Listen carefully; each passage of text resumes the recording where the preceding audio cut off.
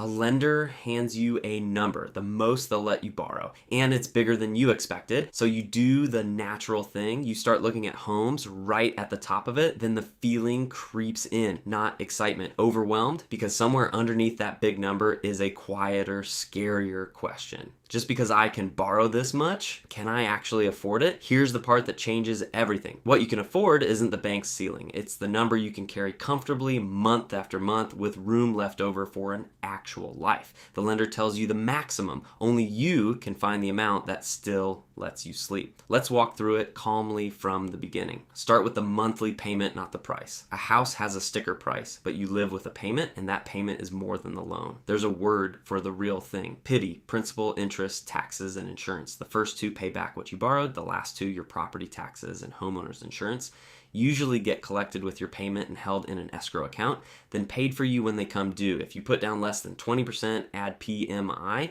and if there's a homeowners association, add those dues too. That full number is what you actually feel. Now, a rule of thumb that's been around forever, the 28-36 rule. The idea is to keep your housing payment near 28% of your gross monthly income, and all your debts together, car, cards, student loans, plus the house, near 36.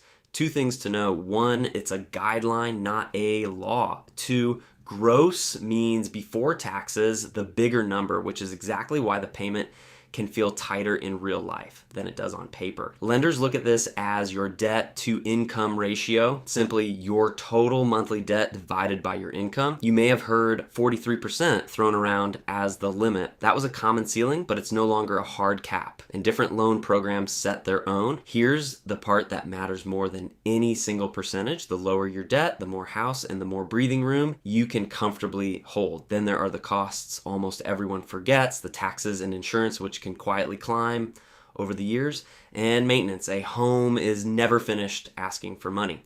A common estimate is to set aside around 1% of the home's value every year, or about $1 per square foot. It's only a rough guide, but the point is real. The bigger the house, the bigger the upkeep, the higher the bills, which brings us back to that big number the bank offered. Remember this, your pre-approval is a ceiling, not a target. Borrowing the maximum leaves no room for the surprises that always come, the flat tire, the water heater, the slow month. Affording a home means choosing a payment that still leaves space for the rest of your life. Here's the thing to remember, the right number isn't the biggest one you qualify for. It's the one you can pay calmly in a good month and a hard one and still have something left for living. Find that number first and then go look at homes, not the other way around. That's how you buy with your shoulders down, one small ordered step at a time.